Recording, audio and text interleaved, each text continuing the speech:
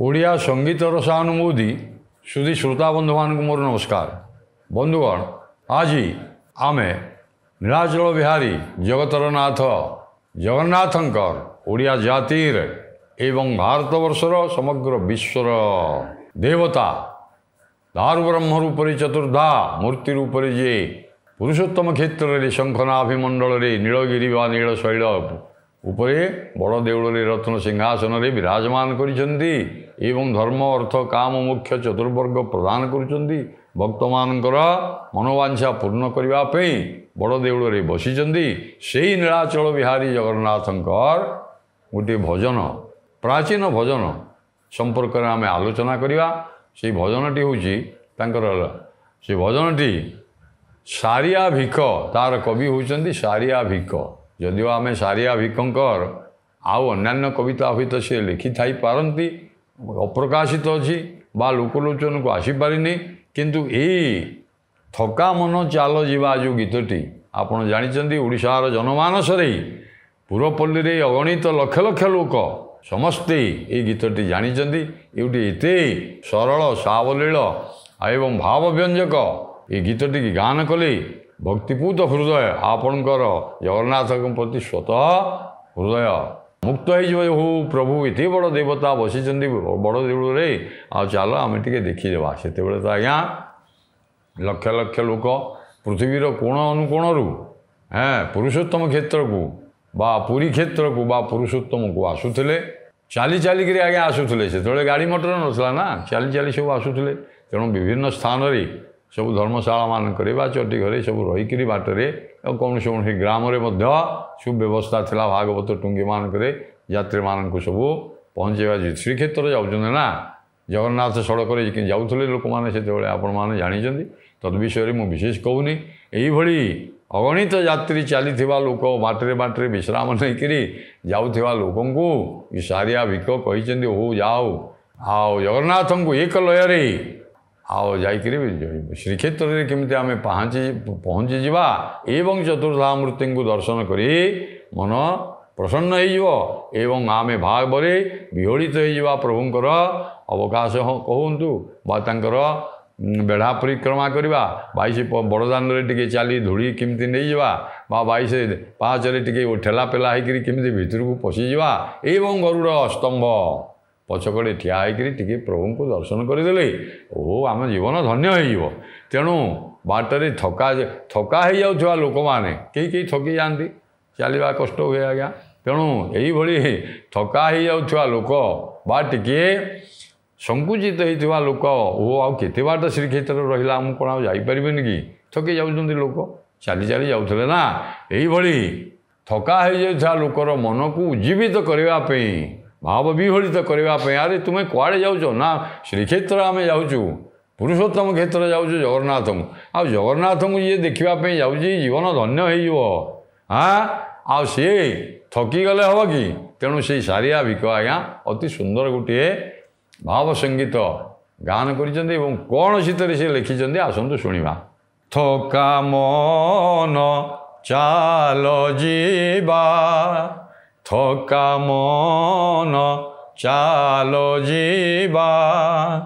चका नयन देखिबा थका मन चाल जीवा चका नयन देखिबा शंखनाभि मंडल रे बेनी नेत्र पखाड़ीबा थका मन चाल जीवा चका नयन देखा थकी जाऊा लोकर मन को आउ टिके उत्साहित कर दौरान ये पाद आग को काढ़ तुम्हें जगन्नाथ को मन रख जे श्रीक्षेत्र पुरुषोत्तम क्षेत्र शंखनाभिमंडल कंबु कटक नीलशैल उपर विराजमान कर बड़ देउल रत्न सिंहासन दारु विग्रह चतुर्धा मूर्ति नीलाचलनाथ बलभद्र सुभद्रा अभ्यान जगन्नाथायते नमः जो एवं सुदर्शन ये चारि मूर्ति चतुर्धा रूप से विराजमान कर देखापी जाऊे आम याठू बड़ी जीवन कौन आनंद अच्छी ये धन संपत्ति गुड़ा किसी नुहे सब आम जा प्रभु को दर्शन करवा ଏଣୁ ପୂର୍ଣ୍ଣ ବ୍ରହ୍ମରୂପୀ ଜଗନ୍ନାଥଙ୍କୁ ଆମେ ମର୍ତ୍ତ୍ୟ ବୈକୁଣ୍ଠରେ ଯିଏ ବିରାଜମାନ କରିଛନ୍ତି ପୁରୁଷୋତ୍ତମ କ୍ଷେତ୍ରରେ ଦେଖିବା। ଏଣୁ ରେ ମନ ଆଉ ତୁ ଥକି ଯାନା, ଆଗକୁ ପାଦ କାଢ଼େ। ଏବଂ କାହିଁକି ନା ଆମେ ଚକା ନୟନକୁ ଯାଇ ଦେଖିବା। ଏକମାତ୍ର ଆମର ଲକ୍ଷ୍ୟ ହେଉଛି ସେ ଚକା ନୟନ, ବଡ଼ ଆଖିରେ ଯିଏ ବଡ଼ ବଡ଼ ଚକା ଆଖିଆ ଆଉ ସେ ଜଗନ୍ନାଥ ବସିଛନ୍ତି, ଆଉ ତାଙ୍କୁ ଆମେ କେମିତି ଯାଇ ଟିକେ ଦର୍ଶନ କରିବା ଏବଂ ଚକା ନୟନ ଦେଖିବା। ଶଙ୍ଖନାଭି ମଣ୍ଡଳରେ ପୁରୁଷୋତ୍ତମ କ୍ଷେତ୍ର ବା ଶ୍ରୀକ୍ଷେତ୍ର ବା ପୁରୀ କ୍ଷେତ୍ରର ଅନ୍ୟ ନାମ ହେଉଛି ଆଜ୍ଞା ଶଙ୍ଖନାଭି ମଣ୍ଡଳ। କମ୍ବୁ କଟକ ବୋଲି କୁହାଯାଇଛି। କମ୍ବୁ କଟକ ମଧ୍ୟରେ ନାଗର ଏକ, ରସକଲ୍ଲୋଳକାର ଦୀନକୃଷ୍ଣ ଲେଖିଛନ୍ତି, କମ୍ବୁ କଟକ ମଧ୍ୟରେ ନାଗର ଏକ, କୌତୁକ କଥା ମାନଙ୍କରେ ରସିକ। କମ୍ବୁ କଟକ ଅର୍ଥାତ୍ ଶଙ୍ଖନାଭି ମଣ୍ଡଳ। ଏବଂ ବେନି ନେତ୍ର ପଖାଳିବା, ଆମର ଆଖି ପବିତ୍ର ହୋଇଯିବ। ଆଖି ପ୍ରକ୍ଷାଳନ କରିବା, ପ୍ରଭୁଙ୍କୁ ଦେଖିବା ଚକା ନୟନ, ଯିଏକି ଶ୍ରୀକ୍ଷେତ୍ରରେ ଶଙ୍ଖନାଭି ମଣ୍ଡଳରେ ବସିଛନ୍ତି। ରେ ମନ ଆଉ ତୁ ଥକି ଯାଆନା, ଏଭଳି ମନକୁ ଆଉ ଟିକେ ସିଏ ଉତ୍ସାହିତ କରୁଛନ୍ତି, ପ୍ରେରଣା ଦେଉଛନ୍ତି। ଆଉ କବି କ'ଣ କହିଛନ୍ତି ସାରିଆ ବିକ, ବାଟରେ ବାଟ ମଙ୍ଗଳା ଦେଖିବା 18 ନଳା, ବାଟରେ ବାଟ ମଙ୍ଗଳା ଦେଖିବା 18 ନଳା, ପାଞ୍ଚ ମନ ଏକ ମେଳା ନରେନ୍ଦ୍ରେ ସ୍ନାନ କରିବା, ପାଞ୍ଚ ମନ ଏକ ମେଳା ନରେନ୍ଦ୍ରେ ସ୍ନାନ କରିବା, ଥକା ମନ ଚାଲ ଯିବା। ଆରେ ଆମେ ତ ଯେତେବେଳେ ଶ୍ରୀକ୍ଷେତ୍ରକୁ ଯିବା ଆଜ୍ଞା, ବାଟରେ କ'ଣ କ'ଣ ପଡ଼ୁଛି ଆମେ କେହି ଭକ୍ତ କହୁଛନ୍ତି, ଯେମିତି ଶାଲବେଗ ଡାକୁଥିଲେ ମୋହ ଯିବା ଯାଏ, ନନ୍ଦୀ ଘୋଷେ ଥିବ ରହି ଜଗବନ୍ଧୁ ହେ ଗୋସାଇଁ। ରଥଯାତ୍ରା ସମୟର କଥା କହିଛନ୍ତି ଶାଲବେଗ, ନାଇଁ କି ବୃନ୍ଦାବନରୁ ଆଜ୍ଞା ଆସୁଥିଲେ, ଆରେ ରଥଯାତ୍ରା ସରିଯିବ, ରଥି ତୁ ବାମନ ଦୃଷ୍ଟ ପୁନର୍ଜନ୍ମ ମୁଁ ଆଉ କ'ଣ ଦେଖିପାରିବିନି କି? ତେଣୁ ସେ ଶାଲବେଗ ଅତି ନମ୍ରତାର ସହିତ ବିନୟର ସହିତ ଜଗନ୍ନାଥଙ୍କୁ ଡାକିଛନ୍ତି, ମୋହ ଯିବା ଯାଏ ନନ୍ଦୀ ଘୋଷେ ବସିଥିବ। ଏବଂ ରଥରେ ମଧ୍ୟ ଶାଲବେଗ ପହଞ୍ଚିବା, ମୁସଲମାନ ଭକ୍ତ ସେ ପହଞ୍ଚିବା ପର୍ଯ୍ୟନ୍ତ ପ୍ରଭୁ ବସିଥିଲେ। ସେମିତି ବାଟରେ ବାଟ ମଙ୍ଗଳା ଦେଖିବା। ଚନ୍ଦନପୁର ଡେଇଁଗଲେ ଆଜ୍ଞା, ଆଉ ଟିକେ ବାଟରେ ଆପଣ ଜାଣିଛନ୍ତି ବାଟ ମଙ୍ଗଳା, ପୁରୀ ଶ୍ରୀକ୍ଷେତ୍ରକୁ ଗଲେ ବାଆନ୍ତି ମଙ୍ଗଳା ମନ୍ଦିର ଅଛି, ବାଟ ମଙ୍ଗଳା ସିଏ ବସିଛନ୍ତି ଆଜ୍ଞା। ବାଟରେ ବାଟ ମଙ୍ଗଳା ଦେଖିବା 18 ନଳା, ଆଉ ଟିକେ ବାଟ ଗଲେ ହେରି ଆଜ୍ଞା 18 ନଳା ରହିଛି। 18 ନଳାର କିଛି ଗୋଟେ ସେମିତି ମାହାତ୍ମ୍ୟ ନାହିଁ, କିନ୍ତୁ କବିମାନେ ତାକୁ ତାତ୍ତ୍ୱିକ ଅର୍ଥରେ ବିଭିନ୍ନ ପ୍ରକାର ବିଶେଷଜ୍ଞମାନେ, ଜଗନ୍ନାଥ ତତ୍ତ୍ୱ ଯେଉଁମାନେ ବିଶାରଦ, ଯେଉଁମାନେ ଜଗନ୍ନାଥ ତତ୍ତ୍ୱ ଗବେଷକ, ସେମାନେ କହୁଛନ୍ତି ଆରେ ଏ 18 ନଳା ହେଉଛି ମନରେ ତୁମର ଯେଉଁ ଗର୍ବ ଅହଙ୍କାର ଅଛି, 4 ବେଦ 16 ଶାସ୍ତ୍ର 18 ପୁରାଣ ପ୍ରଭୃତି ପଢ଼ିଛ, ଯେତେ ସେତେ ପାଠ ପଢ଼ିଛ, ଏଗୁଡ଼ାକ ସବୁ ଏଗୁଡ଼ା କିଛି କାମ ଦେବନି। ଇଏ ସମସ୍ତ ଶାସ୍ତ୍ର ସେଇଥିପାଇଁ 18 ନଳା ତୁମକୁ ଦିଏ ପରିକ୍ରମା, ତାକୁ ସମସ୍ତ ଅହଙ୍କାର ଛାଡ଼ି ଦେଇକରି ସେଠି 18 ନଳା ପାଖରେ ତୁମେ ଚାଲ, ତାପରେ ବଡ଼ଦାଣ୍ଡ ପଡ଼ିଯିବ। ଏଣୁ ଦେଖିବା 18 ନଳା, ପାଞ୍ଚ ମନ ଏକ ମେଳେ, 10-5 ମନ ଅର୍ଥାତ୍ ଲକ୍ଷ ଲକ୍ଷ ଲୋକଙ୍କୁ 10-5 କଥା କହିଛନ୍ତି। ମନ ଏକ, ପାଞ୍ଚ ମନ ବୋଲି ପାଞ୍ଚ ମନ, ମନର 5ଟା ଅବସ୍ଥା ଅଛି, ଅମନ, ବିମନ, କୁମନ, ସୁମନ ଇତ୍ୟାଦି, ଇଏ 5 ଏବଂ 5 ମନ ମାନେ ମେଳ ହେଇକରି ଆଜ୍ଞା ଯିବା ଆମେ। ଏବଂ ନରେନ୍ଦ୍ରରେ ଯାଇ ନରେନ୍ଦ୍ର ପୁଷ୍କରିଣୀରେ ଯାଇକରି ସ୍ନାନ କରିବା, ନରେନ୍ଦ୍ର ପୁଷ୍କରିଣୀରେ ସ୍ନାନ କରିବ, ସ୍ନାନରେ ନିତ୍ୟକର୍ମ ସମାପନ କରିକିରି ତାପରେ ଆମେ ଦେହ ପବିତ୍ର, ମନ ତ ପବିତ୍ର ହେଇଯିବ, ଦେହ ପବିତ୍ର ହେଇଯିବ ଏବଂ ଜଗନ୍ନାଥଙ୍କୁ ଦେଖିଲେ ଆଜ୍ଞା ସବୁ ପବିତ୍ର ହେଇଯିବ, ଧନ୍ୟ ହେଇଯିବା। ତେଣୁ ଆଉ ରେ ମନ ଥକି ନ ଯାଇକରି ଆଗକୁ ଟିକେ ପାଦ ବଢ଼ା। କବି ପୁଣି କହୁଛନ୍ତି ଆଜ୍ଞା, ପହଞ୍ଚିବା ବଡ଼ଦାଣ୍ଡେ ଶେରେଣୁ ପାଇବା ତୁଣ୍ଡେ, ଛତା ତଳେ ରହି ଦଣ୍ଡେ ସାଧୁଙ୍କ ସେବା କରି। କି ସୁନ୍ଦର, କେଡ଼େ ଭାବ ବିହଳିତ, ଇଏ ଯେଉଁ ଭାବର କବି, ଇଏ ଭକ୍ତ ଜଣେ, ଇଏ ଜଗନ୍ନାଥଙ୍କ ପ୍ରେମୀ, ଜଗନ୍ନାଥଙ୍କର ଜଣେ ପରମ ଭକ୍ତ ଏବଂ ତେଣୁ ତାଙ୍କ ହୃଦୟର ବାର୍ତ୍ତାକୁ ହୃଦୟରୁ ଅନ୍ତରରୁ ସେ ବାହାରିଛି ଏସବୁ ଶବ୍ଦ। ତେଣୁ ନହେଲେ ଏତେ ଭାବବ୍ୟଞ୍ଜକ ଶବ୍ଦ ବାହାରି ପାରିବନି ଆଜ୍ଞା, ଏତେ ଚମତ୍କାର କଥା ଖୁବ୍ ସରଳ ଭାବରେ କହିଦେଇଛନ୍ତି। ପହଞ୍ଚିବା ବଡ଼ଦାଣ୍ଡରେ ଯାଇ ପହଞ୍ଚିବା ଆଜ୍ଞା, ପୃଥିବୀରେ ଏତେ ବଡ଼ ଦାଣ୍ଡ ଏଇଠି କେଉଁଠି ନାହିଁ। କାହିଁ ଗୌରଚରଣ ଅଧିକାରୀ ଲେଖିଛନ୍ତି ଯେ ଗହଳ ଚହ ବଡ଼ଦାଣ୍ଡ ଆଉ ମର୍ତ୍ତ୍ୟମଣ୍ଡଳରେ କାହିଁ ଅଛି ନା, ଶରଧା ବାଲିରୁ ସ୍ୱର୍ଗଦ୍ୱାର ଯାଏ ଲମ୍ବିଛି। ये जो बड़ दाण्ड विराट बड़ दाण्ड समग्र पृथ्वी कौटी पाइबनी तुम केवल श्रीक्षेत्र में केवल शंखनाभि मंडल केवल पुरुषोत्तम क्षेत्र में एणु पहुँचवा बड़ दाण्डे से रेणु जो लक्ष कोटी जनता दैनिक आसिक आसूर पाद धूली की पवित्र धूली टी मस्तक लगेगा आम से बड़ दाण्डर धूली की आम लगेले पवित्र हो जगन्नाथ को न देखुणु बड़ दाण्ड कोटी कोटी लोक दैनिक दर्शन करने आस साधु सत किति साधु सन्यासी सब आस समस्त भक्त अगणित भक्तर पाद धूली रज आम मस्तक लगे निजक धन्य मन करवा सी रेणु पाइबा तुंडे मस्तक लगेगा तुंडे टी से पाद धूली को नवा एवं छता तले रही दंडे साधु सेवा से आज्ञा छता बड़ छता मठ अच्छी आपण मैंने जानवे से आगुरी गोटे बड़ विराट छता था जो साधु सत मैंने अनेक से एत धर्मशाला नाला तेणु बड़ छता मठ बोली अच्छी ता सामने गोटे बड़ छता विराट छता थाए से बड़ छता मठ ता ना ता सामने गोटे बड़ छता थाए से अगणित साधु सहीकि जगन्नाथ स्तव स्तोत्र प्रभृति गान कर साधु मानकर दर्शन हो बड़ दाण्डे जावा बड़ कणिकाए पदरज कोटी भक्त जन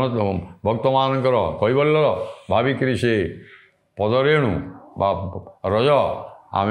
मस्तक नवा तुंडे टिके नवा एवं छता तले रहीकि साधुंकर टिके साधु सन्यासी तपस्वी जो मैंने अच्छा बड़ छता तले टे सेवा तांको टिके दर्शन करवा एवं तांकर ठारू टिके आशीर्वाद नहीं आम जावा आगुक आगुक बढ़ुं ना देखु बाटमंगला तापर आसिले 18 नला तापर आसिले बड़ दाण्ड को बड़ दाण्ड पर बड़ छता मठ पर चलिए कुआड़े देखु सिंहद्वारे भिड़ा भिड़ी बाजू अच्छी बेत बाड़ी ठेली दे जीवा माड़ी धक्का बाजिले सहीबा चमत्कार शब्द विन्यास सिंहद्वार को एकाथरे पलैले सिंहद्वार प्रभुंर सिंहद्वार बड़ देउलर सिंहद्वार जाकि पहुँचीगले तापर 22 पाहाच उठे एवं सिंहद्वार भिड़ा भिड़ी से आज्ञा ठेला पेला जाइए आप देखुं जिते सरकार जिते सुविधा कले सिंहद्वार ठेला ठेली लगी से ठेला ठेली पंडा मैंने सब बेतवाड़ी सब पकाउं बेत धरिकी आप देखिए गौरी बेत बा बेत बेतवाड़ी कह जाए चाल बाजू अच्छी बेतवाड़ी ठेली दे जीवा माड़ी आ समस्त को ठेला ठेली कहीं किसी कहे क्या कहीं मत ठेलु तू कहीं मत पेलीदेलु एक कथा किए कहूँ कि आज्ञा समस्ते जहाँ ठेला ठेली कर पशिजा कह बड़ देउल ठेली दे जीवा माड़ी आग को जीवा थकी जावा नहीं से प्रथम कवितार शिरोनाम हूँ थका मन चाल जा तू थकी जाना ठेला ठेली करी कौन से मत जाकि पूर्ण ब्रह्मरूपी जगन्नाथ को दारु विग्रह को दर्शन करू गरुड़ स्तंभ पचर ठिया ठेली दे जीवा माड़ी धक्का बाजिले जदि दिहरी किसी धक्का बाजिगला किए धक्का होगा किसी खातिर ना प्रभु को देखार लक्ष्य हूँ प्रभु को देखा एवं कवि आउ कौन कही देखु 22 पाव छेदेविका हेउछि कैवल्य चखा हांडिक पड़े शिवका